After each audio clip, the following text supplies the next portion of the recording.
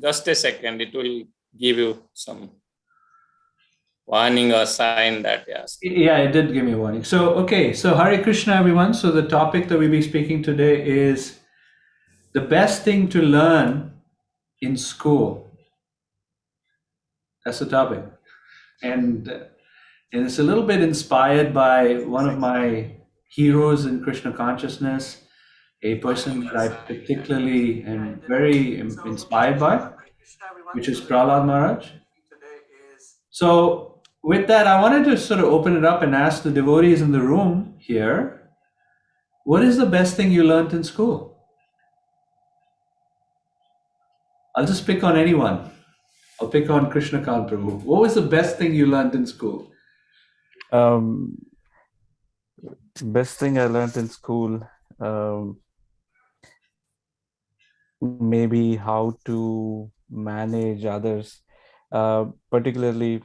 So during my school meaning engineering school. That's what Okay. I. In engineering school, they teach you how to manage others? That's pretty good. Well, I wanted to qualify that statement. Uh-huh. I was known to be following Krishna consciousness and chanting within friends, and they'll pick on you and they'll ask you, oh, why is Krishna the only God and why not anyone else? And it's a bit challenging environment, unlike a professional work environment, because everyone wants to come and challenge you and wants to prove you wrong and wants to prove that they want to like feed you non-vegetarian without you realizing. So they'll play Yeah. all kinds of pranks and so on. So what I realized is how Krishna consciousness also teaches how to manage, how to handle people, such people. Okay. So that was what you learned during school. Well, apart from all the other materialistic stuff, I'm just ignoring all that, Prabhu, for this. Okay. But Circumvented the question a little bit. I see. Okay. Who else would like to share with me? Maybe I'll pick somebody else. Yeah, Prabhuji, I would like to share. I'll make a comment. Yeah, go ahead. Yeah. So anyway, that's a really good question. Yeah, and what I'll do, you can see my face. By the way, are you Roma Pada's disciple? Yes. Are you? Yeah, yeah. I knew Roma Pada back in 1972 when in Brooklyn. Okay. He Wow.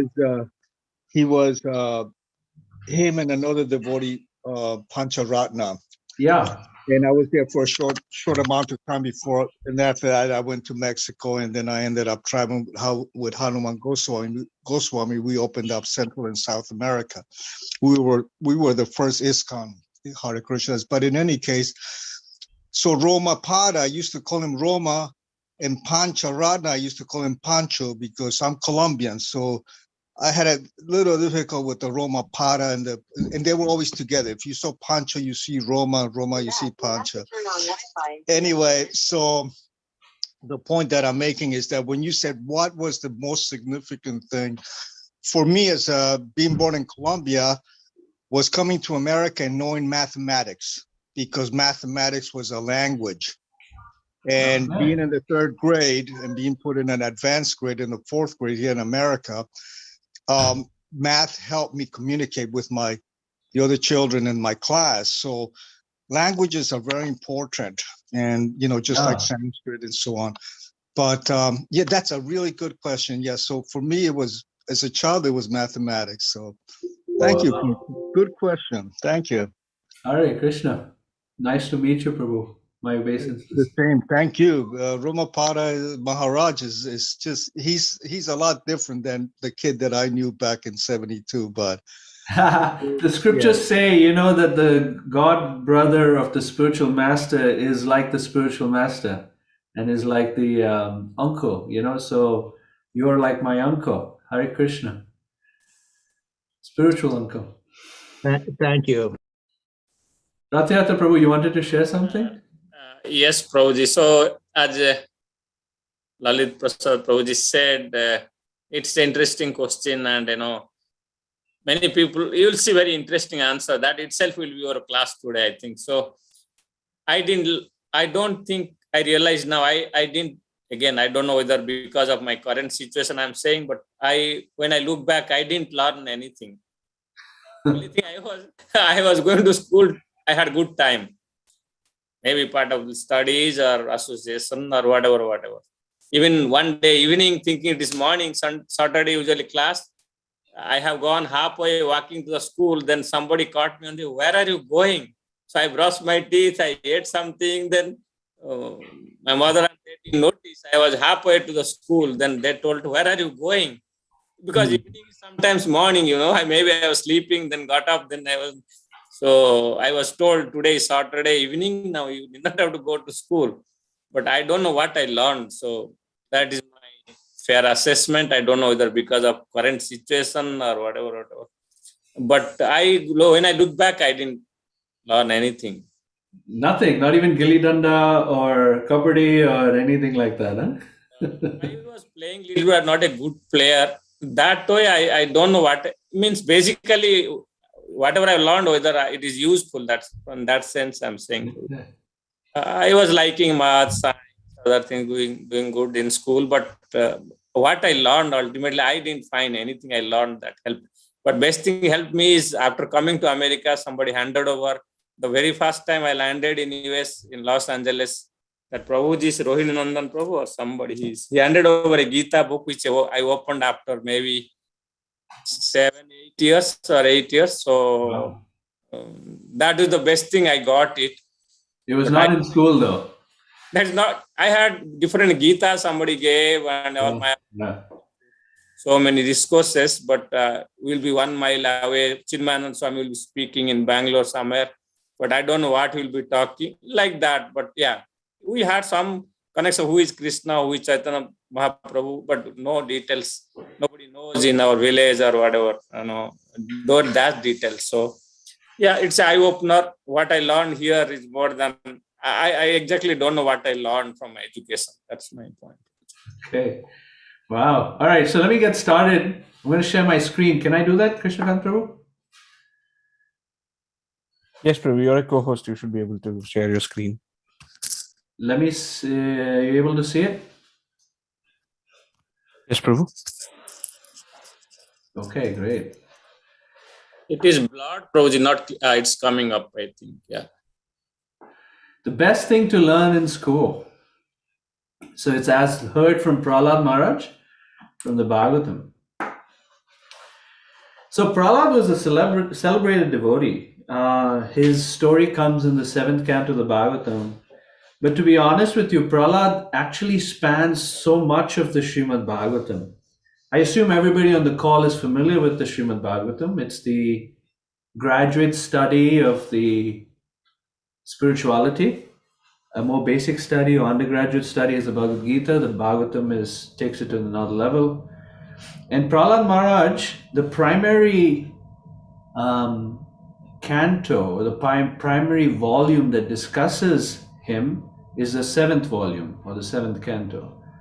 However, he also shows up in the 5th canto, he shows up in the 6th canto, he shows up in the 8th canto, and he's talked about in all of the other cantos. So he's very famous, he's very celebrated, he's known as one of the Mahajans, one of the 12 great devotees who one can emulate and pray to and learn from and really study in very careful detail. So we are introduced to him as a person in the 4th chapter of the 7th canto of the Bhagavatam, where Prahlad Maharaj is spoken about. He had an interesting father, a really interesting father. His father's name was Hiranyakashipu, who was really mean. He was a terrorist. He was probably the first terrorist ever in this world, before ISIS and before any of that stuff. And his father was very intent in making everything his. Hiranyakashipu had this attitude, it's called a demoniac attitude, or a demon. He really wanted to be in control of stuff. And sometimes we might find that kind of tendency within ourselves, where we want to control, or we want to enjoy, or we want to enjoy for ourselves, That tendency is the Hiranyakashipu tendency. Hiranyakashipu, as Prahlad's father, He had a wife by the name Kayadu. He had 3 other sons. And out of those 4 sons, Prahlad was considered to be Shrestha, the best. Prahlad as a young boy, he didn't have inclination to play around like many young boys do. He just had a very gentle disposition. He had all good qualities. He would get into ecstatic moods just meditating on his Lord. He was such a devoted person to God, to Krishna specifically. He was so devoted to Krishna that as a young boy, he would shiver. His hair would stand on end. He would break out into ecstatic laughter. He would just get into these ecstatic states. And not just that, he had such wonderful disposition towards his elders, his seniors. He would offer his obeisances and consider them like God. For those who were his peers or those who were his brothers, he would embrace them. He would offer them a lot of affection. And for those who were like poor or they were not as fortunate as he was like a kind father. He would give charity very generously. So Prahlad had all these qualities. And then the narration in the Bhagavatam is actually Prahlad's guru, Narada Muni, is speaking to Yudhishthira Maharaj and speaking about Prahlad. And then he says, Hiranyakashipu, despite such a wonderful nature, Prahlad has, Hiranyakashipu tortured him and almost tried to kill him. So Yudhishthira says, whoa, what? How could that be? Generally, parents chastise children for their own good. But here we see you have such a model child. Prahlad is such a wonderful child, filled with good qualities as a devotee of Krishna. How is it that his father was so mean to him and so antagonistic, like an arch enemy? How did he get to that point? I'd like to hear this from you. So then Narada Muni begins the narration in chapter 5, where he starts to discuss that Hiranyakashipu had a guru, and his guru's name was Shukracharya. Shukracharya was a materialistic guru, a guru who was interested in his own well-being. We might see that in today's world, where gurus sometimes are self-serving. They'll try to gain followers for either some wealth or some personal benefit, perhaps some misuse of relationships with women and such. And many such gurus have now been exposed as well. So Shukracharya was a materialistic guru, and he had 2 sons, Shamda and Amarka. They were considered to be brahmanas, materialistic brahmanas. So the sons of the guru of Hiranyakashipu now became teachers for Hiranyakashipu's sons. So he enlisted Shanda and Amarka. Now you teach in the school of Prahlad, his brothers, and other asuras or other demons and their children. So in that school, Prahlad would hear of topics such as politics, economics, how to win friends and overcome enemies, how to engage in religious activity just so you can get artha or money so that you can enjoy. So in this way, he was hearing all of this, and Prahlad did not like it. He described that nasadhu manasa mene, that when he heard that, it didn't sit well with his mind. It just didn't work out. It was not something that he could accept in that school. It was not something that made sense to him. Generally, children are very innocent and they easily take in whatever they learn in school. And Prabhupada would describe that modern education tends to be like that, where what one learns in school actually degrades consciousness rather than uplift consciousness. So in some cases, Srila Prabhupada would use some very strong language saying modern day education is like slaughterhouse, where children are sent into the education system and their spiritual lives are completely killed, and therefore it's a slaughterhouse education. They're taught atheistic principles. Generally in school, they're not taught about the theistic foundation of life. Rather, they're given only one choice, that life comes from a big bang, and the material laws that govern the world we live in, you understand these material laws, you learn how to finagle the material laws, you're able to make money, and you can earn a living, and you can enjoy. That's what modern education tends to do. Not everyone, not everywhere, but generally that's what happens. So Prahlad was hearing this and going, I don't like it. This whole idea of trying to win over and compete against others and that kind of thing doesn't sit well with me. So then his father asks him, let me see what my slide is next. Yeah, so his father one day places him on his lap and asks him, what is your sadhu subject, or what is the subject that you love the most? Sadhu, we know sadhu means like a saintly person, but sadhu also means good or excellent. For example, whenever something wonderful happens in Vedic India, then the demigods and the sages and everyone would say, sadhu, sadhu, meaning like excellent, wonderful. So Hiranyakashipu was asking, what is your sadhu subject? What is the best subject you have studied in school? So Prahlad is being asked the same question I asked everyone here. How does Prahlad respond to his father? So I got to tell you, the exchanges between Prahlad and his father progresses. And if you see what Prahlad speaks to his father in the Srimad Bhagavatam, over here is his first verse that first comes up in the Bhagavatam that we see Prahlad speaking to his father. It's only one verse. The next time his father asks him the question, Prahlad gives two verses in response. The next time his father asks him the question, Prahlad has three verses in response. And the next time Prahlad is asked a question, Prahlad has four verses.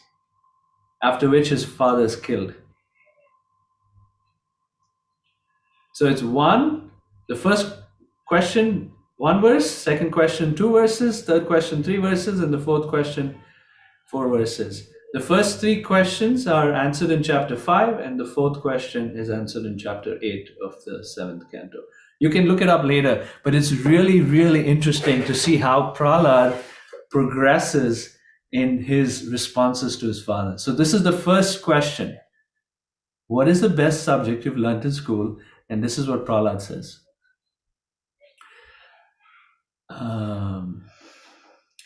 Tat sadhu manye suravarya dehinam sada samudvigna dhyam sadgrihat hitvatma patam grihamandakupam vanam gato yadharimashrayeta. Such a beautiful verse.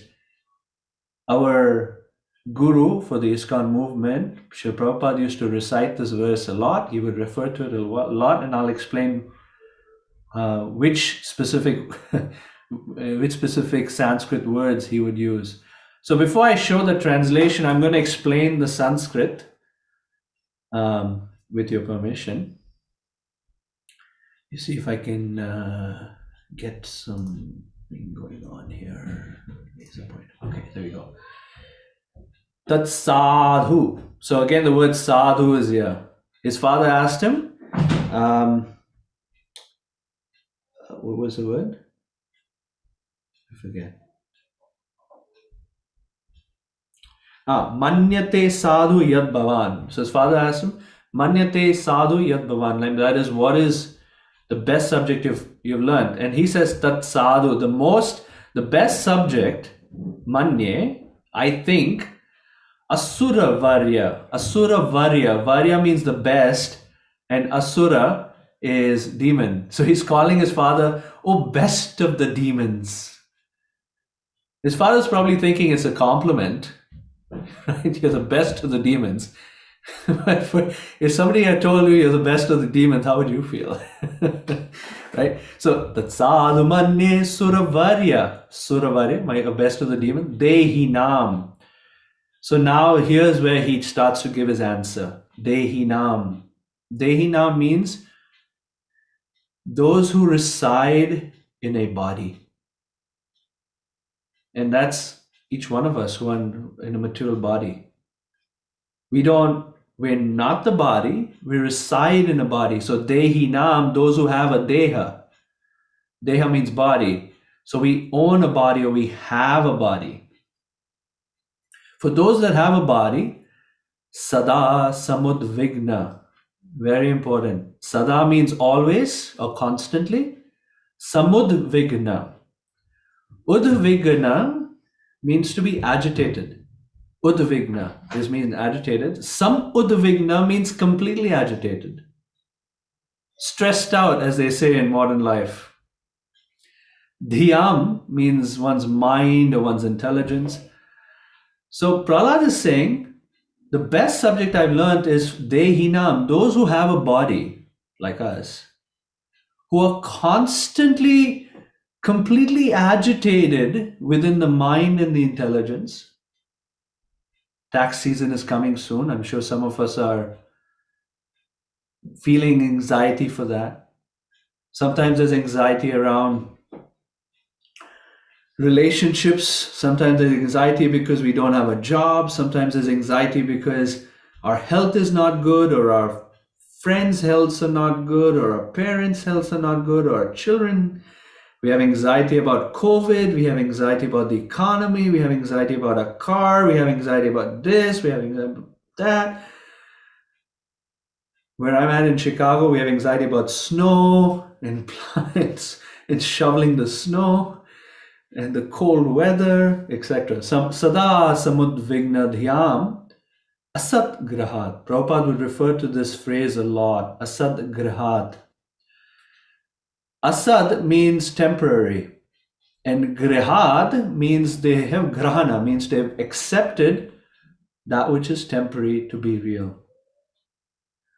So Prahlad is saying, for those who have taken up a body and are constantly in anxiety because of identification of the body as themselves, or the family as what's real, or this world as what's real, and this experience that they're going through is all in all, for them, the best thing is hitvatma patam griham andakupam. He says hitva. Hitva means to give up. Atma patam, that which suppresses self-realization, or suppresses the soul, or doesn't allow the soul to blossom. What is that? Griham. It is being attached to family life, which is andhakupam. So the concept of being in a griha, in a comfortable sense gratification situation, andhakupam, it's considered to be a blind well. Andhakupam, it's like, a blind well is where you just fall into the blind well, you didn't see it coming, and all of a sudden you're in the bottom of the well and you're like, how did I get into this mess? Sometimes family life can be like that. All of a sudden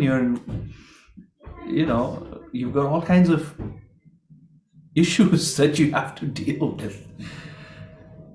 So he says, giving up such a situation, especially when one is matured in towards retirement age, vanam gato yad harima. For such a person, please go to the forest and take shelter Ashrayeta of Hari.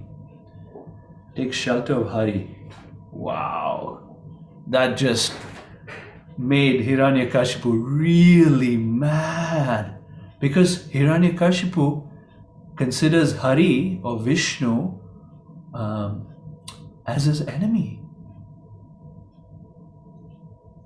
So, let me see here.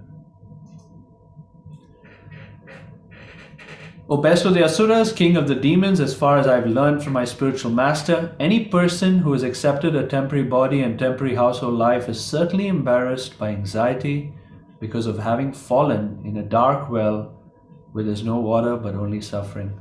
One should give up this position and go to the forest, Vana. More clearly, one should go to Vrindavana, where only Krishna consciousness is prevalent, and should thus take shelter of the Supreme Personality of Godhead. Now one may ask, if we're in family life, then is Prahlad suggesting that we immediately leave family? No, he's not suggesting that, because Prahlad said this verse and then he went on to get married and live a family life, which is interesting. The point is, if we don't, it's to be seen, family life is meant to be service. Service to the other souls in the family. And at some point, yes, one should be leaving even that situation, according to our Vedic literature. Okay, so he got, Hiranyakashipu was a little upset. He started to laugh. Ha ha ha. How did my son get polluted by the enemy's teachings? What is this nonsense he's saying? So he called Shanda and Amarka, the gurus or the teachers of the school, and he said, where did he learn this? I have no idea, but I'll tell you what, keep him protected. Don't allow persons like Narada, the great sage Narada, don't allow such persons who are friends of Vishnu or agents of Vishnu to come and pollute the intelligence of my dear son. Please take care. Shanda and Amarka were a little confused. How in the world did we've never seen anyone come through that could have polluted the intelligence of this young boy Prahlad? So they tried to pacify him and say, Prahlad, once they took him in privacy and they said, Prahlad, can you please explain to us, what is it that happened? Like, how did you get this terrible conception of life?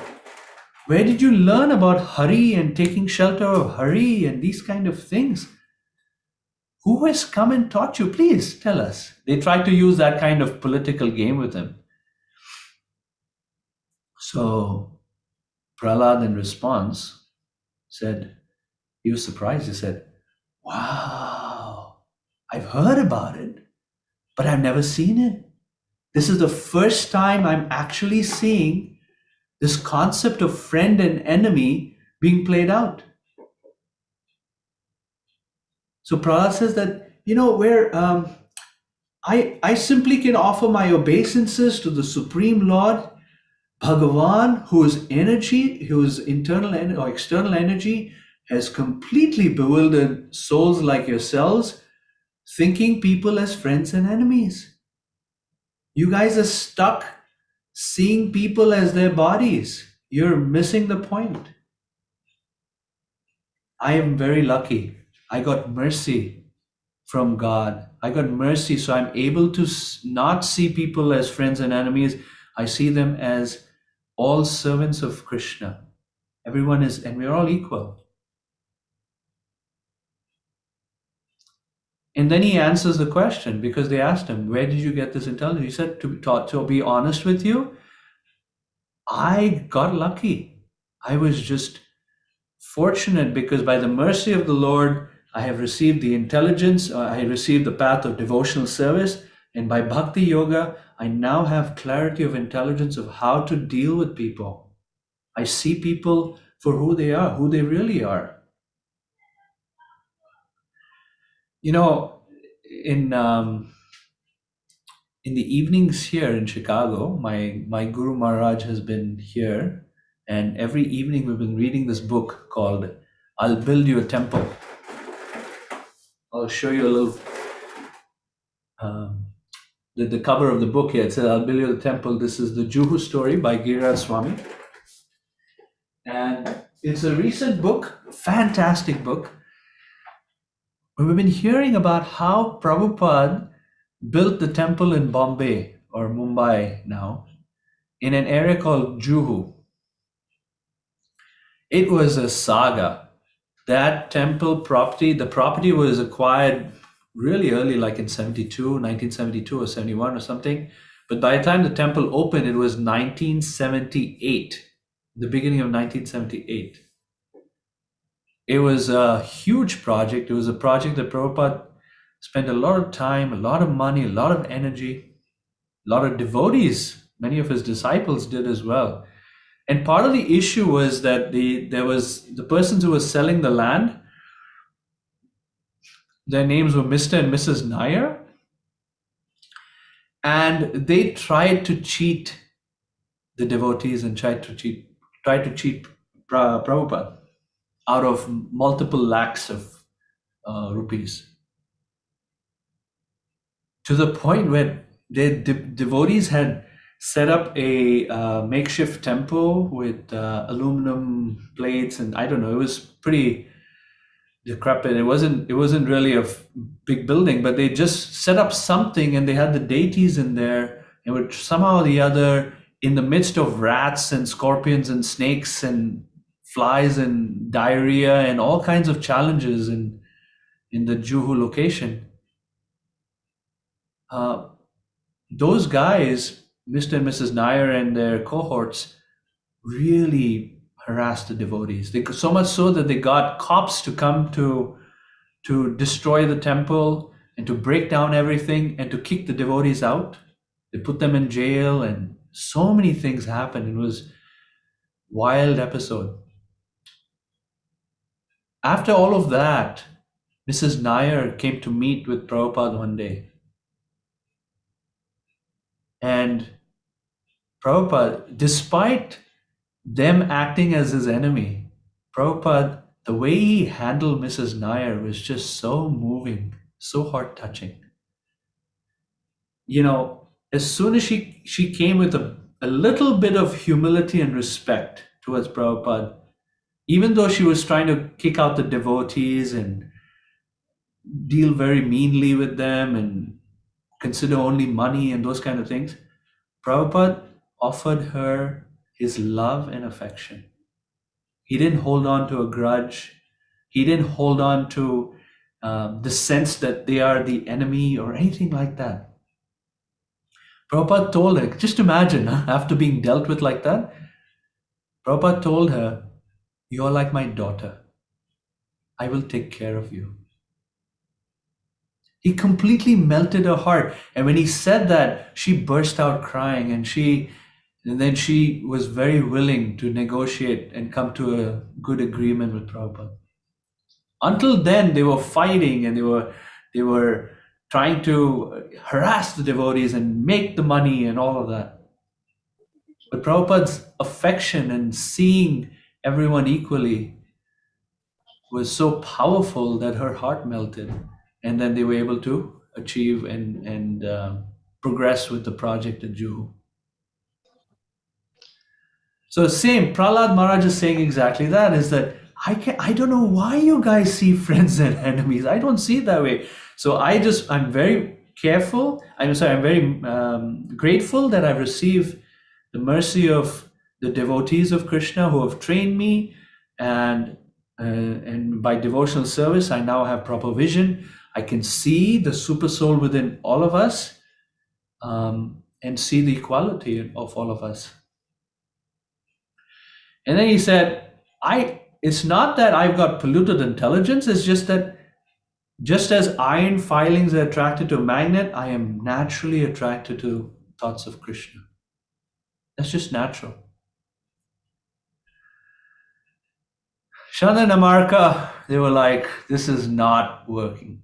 Get me a stick. This boy needs some serious chastisement. What nonsense is he speaking? You know, when you give good advice to an angry person, it works against you. I'll say it again. When you give good advice to an angry person, it works against you. Prahlad Maharaj gave good advice to Shandanamarka. They didn't like it. They wanted to hit him with a stick. And they said, we're done with trying to make peace with you the other 3 ways, because there are 4 ways that you can subdue someone politically. The first way is sama, or pacifying them by sweet talking with them and those kind of things. Sama. Dana, which means to give some charity, or give some gift, or you give them some post. By that way, you empower someone, you give them something that they really appreciate, right? That's how you can pacify them. The third way is by Beda, either by legal proceedings or by divide and conquer, like how the British did with India and Pakistan. And the fourth and the last one is Danda. Danda means punish. So Sama, Dana, Beda, and Danda. They said, Danda. Now for Prahlad, he needs the stick. So they tried their best to chastise him. They tried their best to reconfigure or reprogram him, deprogram him and reprogram him with new program. That was the demoniac program of how to live material life. So finally, they brought him back in front of his father. They thought he had learned sufficiently. And so when Prahlad came in front of his father, like a respectful young lad, he paid his full obeisances to his father.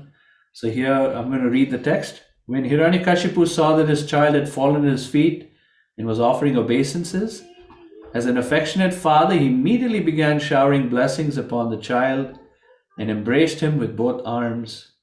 A father naturally feels happy to embrace his son, and Hiranyakashipu became very happy in this way. He seated Prahlad Maharaj on his lap and began smelling his head. With affectionate tears gliding down from his eyes and moistening the child's smiling face, he spoke to his son as follows. My dear son, O long-lived one, for so much time you have heard many things from your teachers. Now please repeat to me whatever you think is the best of that knowledge. Again, the question comes again. What is the best thing you've learned in school? Swadhitam kinchit uttamam. What is the best thing you've learned from your teachers? I'm aware of the time.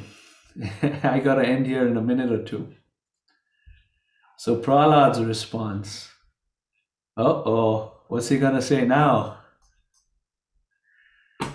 There's a lot of words here, but Prahlad says, Shravanam kirtanam Vishnu smaranam padasevanam arshanam vandanam dasyam sakhyam atma nivedanam iti pumsarpita Vishnu bhaktisched navalakshana kriyate bhagavatyatha tanmanye dhitam uttamam.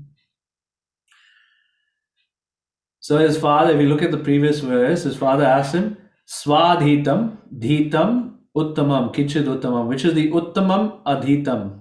Okay. So here he says, Uttamam Adhitam, Tan Manye Uttamam Adhitam. What is the best thing I've learned is that the 9 processes of devotional service, which is explained in the first verse, if someone offers these to Vishnu, iti pumsar pita Vishnu, bhaktisched navalakshana. Navalakshana means the 9 forms of devotion which are explained in the previous verse. Kriyate bhagavadyadha, they offer it directly to the Lord. That devotional service I consider to be the best subject. Shravanam means to hear about Krishna. Kirtana means to speak about Krishna or to chant his holy name.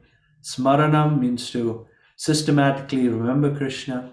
Pada Sevanam means to offer service to the lotus feet of Krishna. Archana means to offer worship to Krishna in this deity form. Vandanam, offering prayers. Dasyam, to be a servant of Krishna. Sakyam, to be a friend of Krishna. And Atma Nivedana means to give one's full life and heart and soul and body and mind and everything one has to Krishna. Manasa deho geho yoki chumon, whatever I have to give it to Krishna.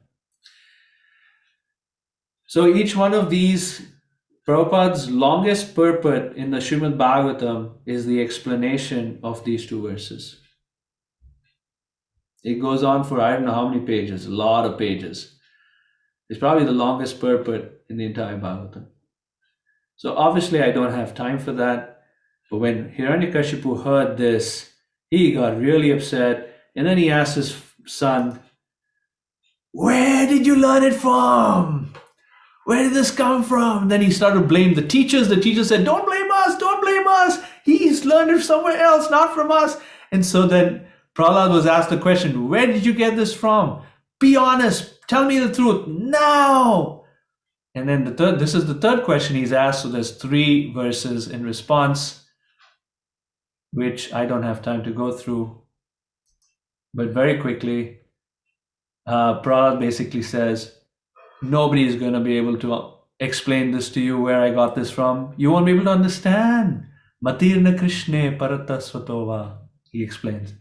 Anyway, for the interest of time, I'm going to pause here and see if there's any comments or questions.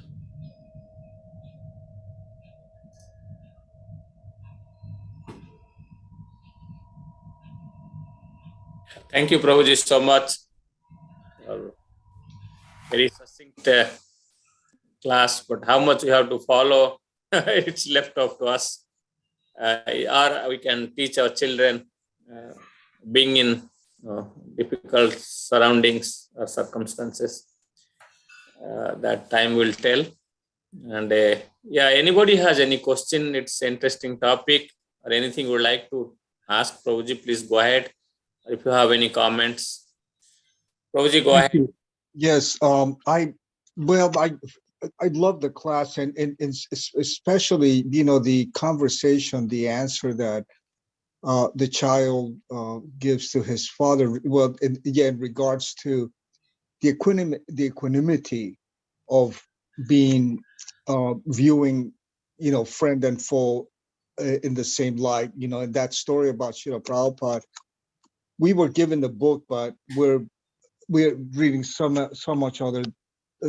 other materials that my wife and I haven't had time to get to Giriraj's book yet. But that was a wonderful example as to how Prabhupada treated this woman. And surprisingly, throughout the Srimad Bhagavatam, there's sometimes, being a Westerner, I've had introduced Krishna consciousness to lots of my friends and their wives and so on. And there has been some very serious comments made in the Srimad Bhagavatam regarding woman and, very rough, commentaries and hard, and of course, if you see yourself as a yellow T-shirt or a blue T-shirt, this is one of Jivana's, which is one of the books that we're reading now regarding, how Prabhupada treated women and in his personal dealings with Malati, for instance, who's my god sister, and I consider myself close to her. He treated every individual whom has had personal contact with Srila Prabhupada, where when I spent time with him in Mexico City, he was a perfect gentleman, never made anyone feel less than, or anything like that, especially any woman. So, but in any case, I really like your commentaries and your presentation was very interesting. one of the kind of odd questions that I do have, and I always sort of had this, is like, in some places they says that Prahlad Maharaj chanted Hare Krishna, Krishna Krishna with the children. Now, that mantra wasn't really introduced until the time of Chaitanya Mahaprabhu. Nevertheless, I understand that whether you chant Om Narayan Namaha, whatever mantras, in regards to Vishnu, they are all one and transcendental, but yet the Maha Mantra, again, that was specifically a special gift to us from Nityananda and Lord Chaitanya. But so when you said he was teaching the children about Krishna, do you mean the Shyama Sundar form of Krishna, or were you referring to the form of Vishnu, or was the Nrsimhadeva form actually present or known? I mean, there's no question that these forms are known in every universe throughout, Lord Vishnu's creation. But at the time, what was his God? What was the form that this little boy Prahlad worshipped? That's the question. What is the form? Thank you for that question, Prabhu. And that's a question that I've also had.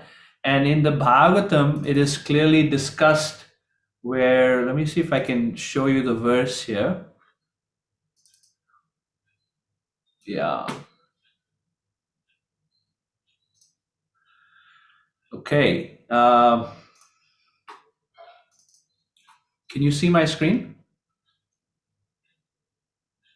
So this is the last verse of the last verse of the 7th chapter, 7th canto. Etavan eva lokesmin pumsa swarta parasmritaha ekanta bhaktir govinde yasarvatra tadikshanam. So we see that Prahlad Maharaj is instructing the boys in his class, Ekanta Bhaktir Govinde, to offer their bhakti to Govinda. And Govinda is specifically named for Krishna. Wow, that's amazing. Yeah, I see what you're saying. And then I believe, I'll have to look for it, but I believe there's another section in the 4th chapter where also that is said, that Prahlad is actually a servant of Govinda. But his heart is with Narsinghadev. And he sees Narsinghadev, how I understand it, he sees Narsinghadev as a protective feature of his Lord Krishna. But his attachment is to Lord Nrsimhadev, because Nrsimhadev personally came to save him. So we hear in the 5th canto, he is offering prayers to Nrsimhadev. He's an adult now, he's a king, he's taken care of his stuff. And in that position, his perpetual prayers are to Nrsimhadev. So his heart is both with Nrsimhadev and Krishna, but his Ishtadev is, so to speak, as I understand it, is Nrsimhadev. Oh, very good. Yes, that's so Govinda, being that the Lord is ever present, he is in his Govinda. The Govinda form is an eternal, factual, absolute form, so it's always present. But yet, as you're saying, he's also enamored by Lord Nrsimha's form, that is also present. Then there was another comment, and I love your presentation of the Sanskrit. And as Malati will say, these words are pregnant. The Sanskrit is each and a lot of times, I hear lectures and devotees will just basically prove that they're very intelligent and they know a lot of Sanskrit. For us Westerners, we don't know what you're saying. It's just like a cricket shouting off just crazy sound that we don't know what you're saying. But the way you presented the Sanskrit was very fruitful, very tasty. It was very beautiful. It was so focused and delicate. Very nice. And finally, I'm good friends with Gokulananda. Now, last time I heard he was in Mayapur. I don't know if you know Gokunananda. He was the pujari there at the Chicago temple for some Le time. conozco. See, he's where is he? What's going on He's with still in him? Mayapur. He's not here. He's not still in Mayapur. Okay, that's good. If you ever hear from him, tell him that Lalita Prasad Das said hello, and I will. he is truly a really wonderful devotee, and I have much respect for his service and really a great devotee. Thank you, Prabhu. It was wonderful. Hare Krishna. No goes to Hare Ramapara Maharaj. Thank you. Thank you very much, Prabhu. I Hare appreciate very Krishna. much your encouragement. Really, it means a lot. Thank you. Thank you. Bye. Any other comment or question? Comments are fine. Like, any takeaways? What was the best thing you learned in today's class? Not in school, but in today's class. Prabhu Krishnakant here. Maybe it's not an answer to your question, but I had a question myself. Maybe slightly off topic, not related to what we heard today, but something that I was wondering this morning. So when the Lord creates and annihilates the universe, now I was wondering, why does Lord create and annihilate and do this kind of recycling? Why? Why would he do that? Why would he annihilate the universe after some expiry date and then create a new universe? Why this whole recycling activity? Why can't there just be one universe? And please forgive me if it is a silly question. No, it's not a silly question. It's a good question.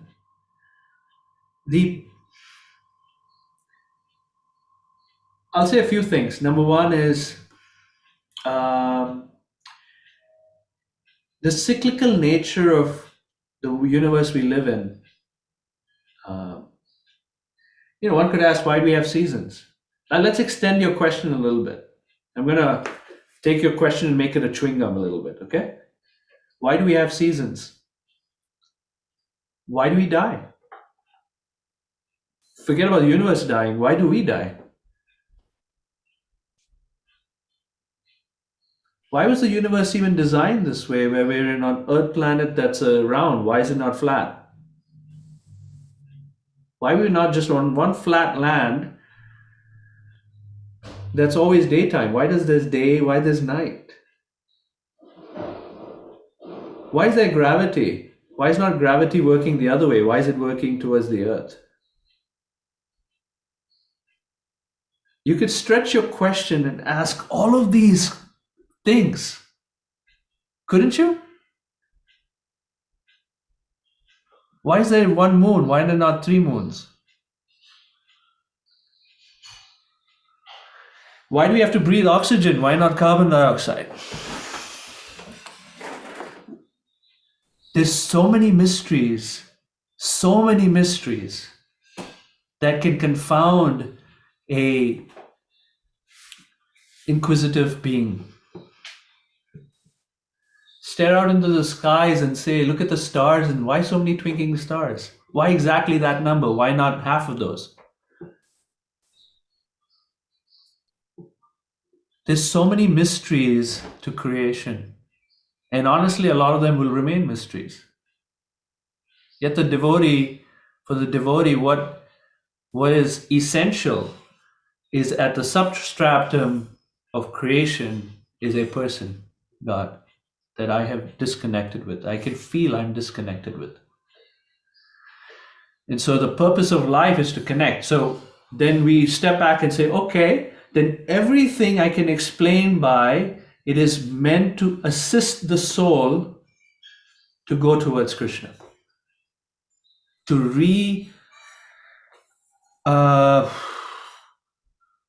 configure, or you could say massage the consciousness of the soul to come back to their natural state where they're naturally attracted to God. So why the universe is annihilated? So that we don't get complacent. So we can be serious about spiritual life. Time is ending. My life is ending soon. Let's make the best use of our time. And Prahlad Maharaj says exactly that in his first instruction to the kids in the school. He says, Dharman Bhagavatan here. What was the verse? Gosh, I forget. He says, Kaumara Acharit Pragyo Dharman Bhagavataniha. So he's saying that Dullabham Manusham Dharma Tad Api Adhruvam Arthatam, that the body that we have, this life that we have as a human being, is really important. Don't let time just slip through your hands. It's temporary, no doubt. Your human life is temporary. Don't just let it slip through your hands. Take it seriously. So why did Krishna design it? Back to your question, why did Krishna design it so there's annihilation? So we don't get complacent. That's one way to look at it. There's probably another, perhaps more robust answer somebody would give, but that's the way I see it. And there's just some mysteries of this world that you can't clearly get a response to. Right. That's just how Krishna designed. Sure, Prabhu. Thanks for helping me see this. I mean that was like a maybe overthinking about the cosmic. I was chanting in front of the cosmic manifestation poster, and I was like, I just got carried out. So thanks for helping me understand and look at it in the proper way. Thanks, Prabhu. I see there's value in contemplating these questions. But often when we contemplate such questions, we'll find we hit dead ends. You can't go any further. Right. But you can do that with a materialistic mindset, or you can do that with a devotional mindset. The benefit of having a devotional mindset is that, okay, you know what? I accept Krishna just did it that way.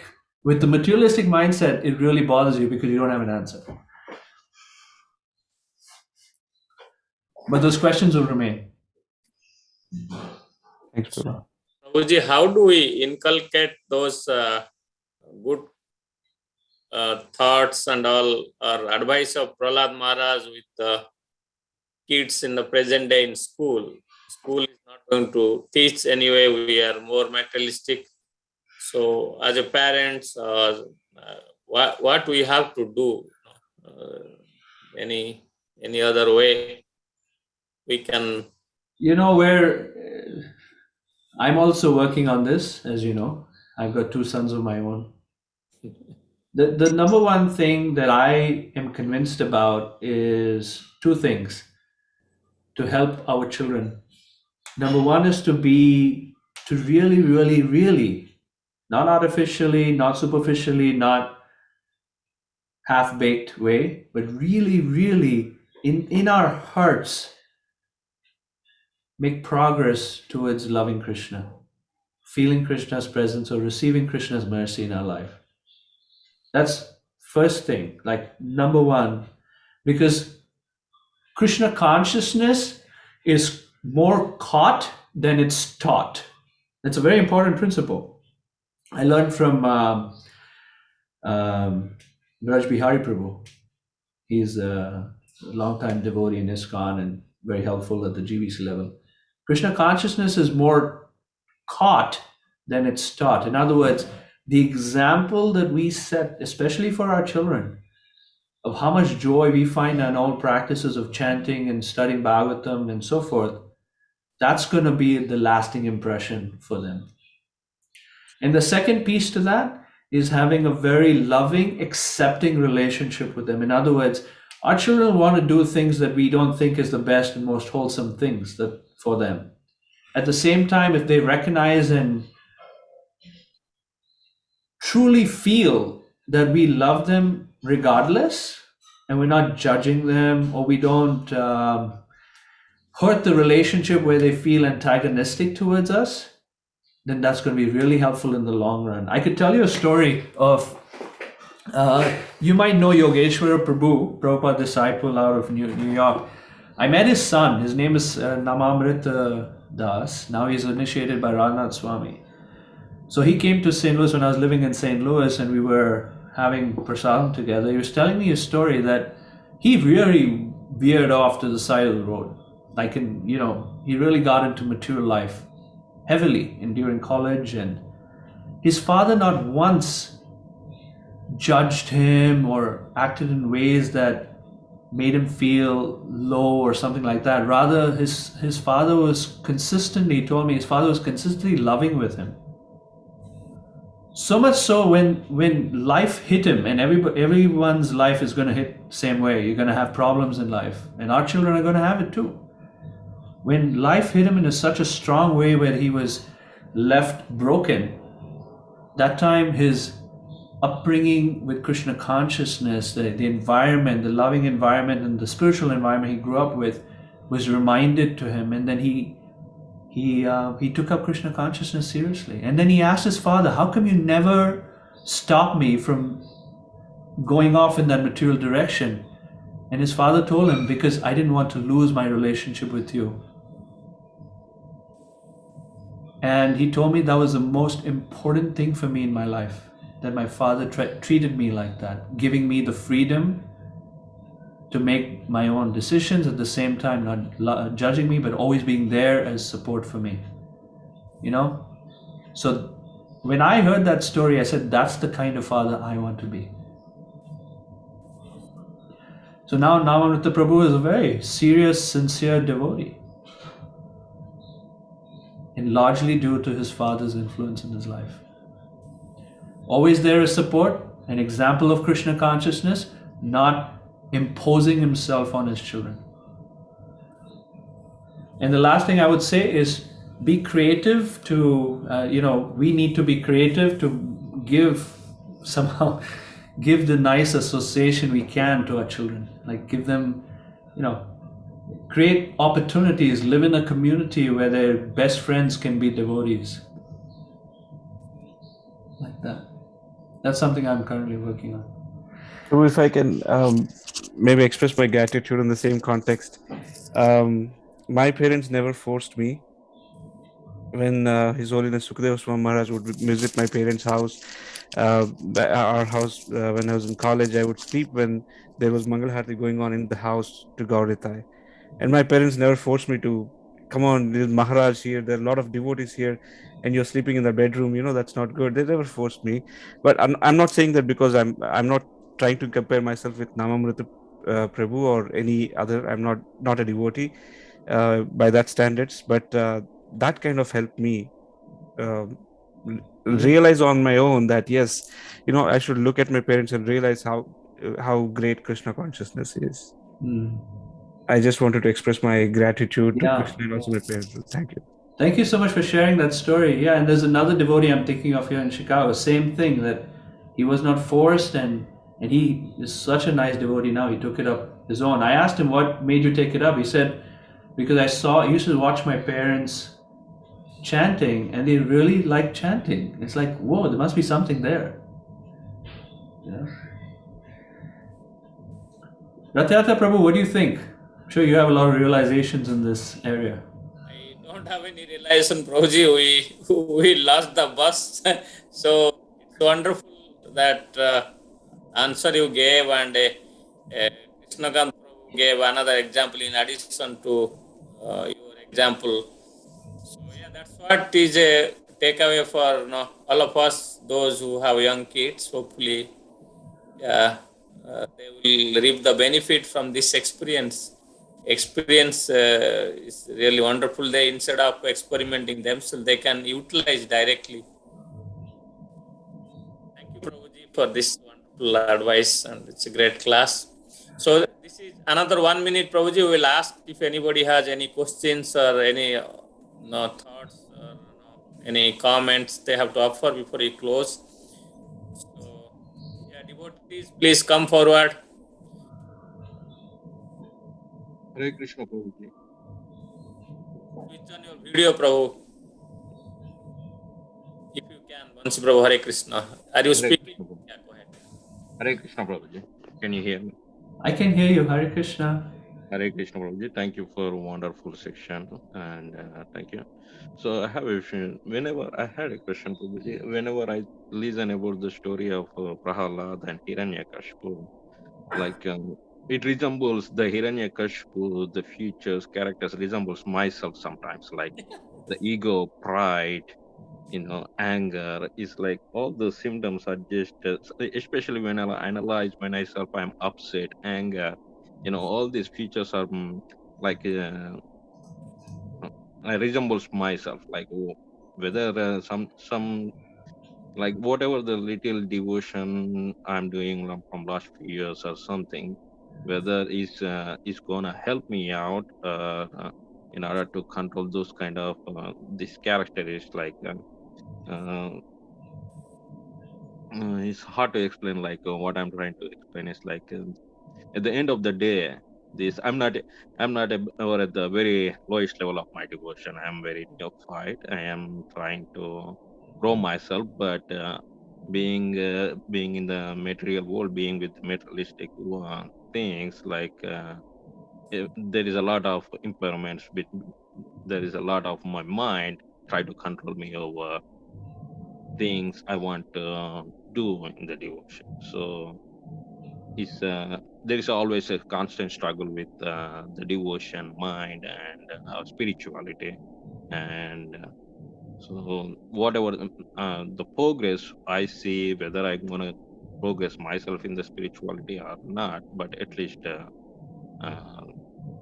what is the process, or um, what is your suggestion to uh, myself to grow?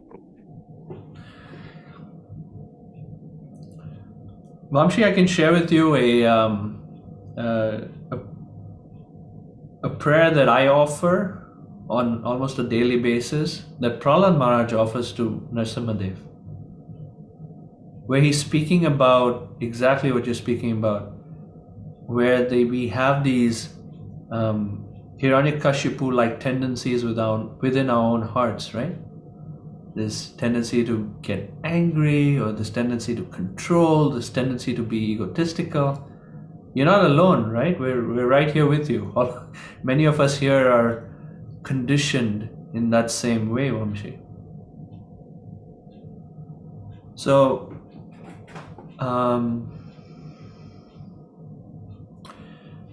offering up, when we offer prayers, to make it very sincere to Krishna, to help us with that, knowing that it may not be immediate, at the same time, that over time we trust Krishna and God Narasimhadev will help us. I'm going to share with you this verse. It's really, really nice because it's personal for me, right? It's really important for me, and I gain a lot of strength from it. And maybe you might find it useful too, just because it's speaking about the Hiranyakashipu in our own hearts. Can you see my screen? Yes. So it's 5th canto, you can note it down, 5th canto, 18th chapter, 8th verse. This is where Prahlad Maharaj starts to his prayers, and it goes on till verse 14, where he says, I'll recite the verse and then we'll go through the translation. It's really nice. He says, Om Namo Bhagavate Narasimhaya Namaste Jatejase Avir Bhava Vajranakha Vajradamstra Karma Shayan Randhaya Tamo Grasa Om Swaha Abhayam Atmani Bhuyashta Om Shram. So here he is asking, I offer my respectful obeisances unto Lord Narasimhadev, the source of all power. Narasimhadev has all power to help us. O my Lord, who possess nails and teeth just like thunderbolts, kindly vanquish our demon-like desires for fruitive activity. So Prahlad is saying he has demon-like desires like Hiranyakashipu. So we can offer the same prayer. Kindly vanquish our demon-like desires for fruitive activity in this material world. Please appear in our hearts and drive away our ignorance, so that by your mercy we may become fearless in the struggle for existence in this material world. Such a beautiful prayer. And to offer this prayer on a daily basis with sincerity, with humility, can be very, very effective, because Narasimhadev is very kind. And then in a more general way, some practical ways on how to deal with anger. is learning ways of communicating ourselves and being more self-aware of what our desires are, what our needs are, and learning to share that in wholesome ways instead of in destructive ways. Said another way, learning how to manage anger instead of just bursting it out, which I just did a few hours ago, by the way. So, managing anger is a challenge, and there's something we can learn over time. Thank you, Prabhu.